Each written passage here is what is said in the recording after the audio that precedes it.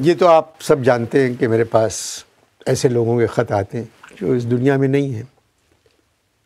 احمد فراز صاحب سے میری بہت دوستی تھی، مجھ سے بغیر ملے چلے گئے اوپر، اور وہاں سے خط لکھا، انور تم سے ملے بغیر آ گیا۔ استقبال کے لیے پتہ ہے کون آیا؟ فیض صاحب اور جون ایلیا۔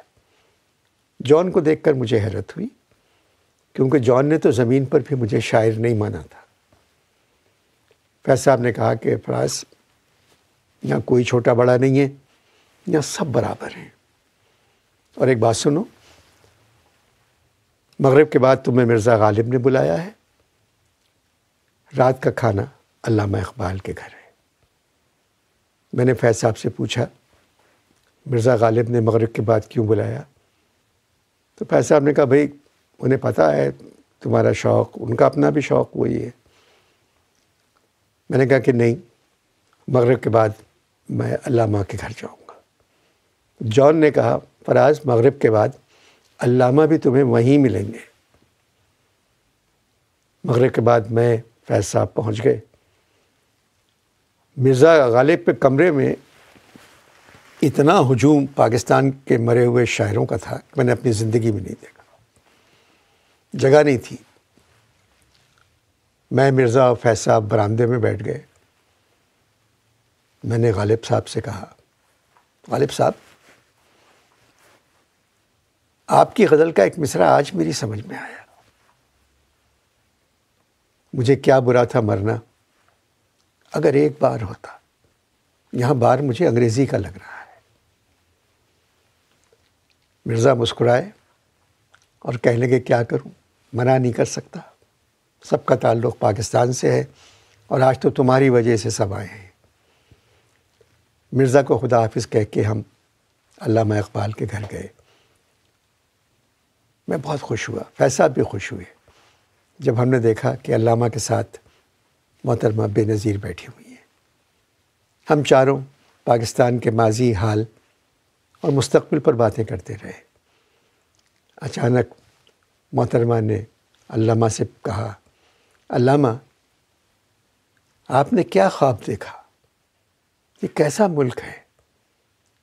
آپ کا خواب تو پورا ہی نہیں ہوا، اور جو خواب آصف نے نہیں دیکھا وہ پورا ہو گیا۔ فیض صاحب مسکرائے، کہنے لگے بی بی، یہی جمہوریت ہے، لوگ جس کو چاہیں، جس سے محبت کریں، جس کو اپنا سمجھیں، اسی کو اس کرسی پر بیٹھنے کی اجازت دی جاتی ہے، بعد میں پسند کرنے والوں کی قسمت۔ علامہ نے میرے کندھے پہ ہاتھ رکھا اور کہا کروڑوں مداحوں کو چھوڑ کے آئے ہو، کچھ کہہ کر آئے ہو ان سے؟ میں نے اپنا ایک شعر سنایا، ہنگامہ محفل ہے کوئی دم کہ چلا میں، ساقی میرے ساغر میں ذرا کم کہ چلا میں۔ علامہ نے کہا جیتے رہو۔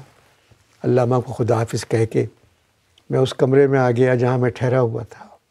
نیند نہیں آئی، پاکستان یاد آیا، اپنا شہر پشاور یاد آیا، تم لوگ یاد آئے۔ فجر کا وقت ہو گیا، دروازے پہ کھٹکھٹ ہوئی، میں دروازہ کھولا تو میڈم نور جہاں کھڑی تھی۔ کہنے لگی فراز، آنے میں بڑی دیر لگائی۔ میں نے کہا میڈم یہاں اپنی مرضی سے کون آتا ہے، ایک وقت مقرر ہوتا ہے یہاں آنے کا۔ میں آ گیا۔ اتنی صبح تم کیا کر رہی ہو؟ کہنے لگی ابھی میٹنگ ختم ہوئی ہے، ہم لوگ فیض صاحب کا 100 سالہ جشن پیدائش میدان حشر میں منا رہے ہیں، جو آغا حشر کے گھر کے پیچھے ہے۔ میں فیض کی غزلیں گا رہی ہوں، نصرت فتح علی فیض کی نظمیں گا رہے ہیں، میر تقی میر صدارت کر رہے ہیں، نذیر اکبر آبادی مہمان خصوصی ہیں۔ تو میٹنگ میں ہم سب نے فیصلہ کیا ہے اگر اس پروگرام کی میزبانی انور مقصود کر لیں تو پروگرام میں 4 چاند لگ جائیں گے۔ میں نے کہا میڈم جو حالات پاکستان کے ہیں، انور کو اپنی زمین پر رہنے دو۔ میں وعدہ کرتا ہوں 4 سال بعد جب ہم فیض کا جشن پیدائش یہاں منائیں گے تو اس پروگرام کی میزبانی انور ہی کرے گا. تمہارے یہاں نہ آنے کا منتظر، احمد فراز.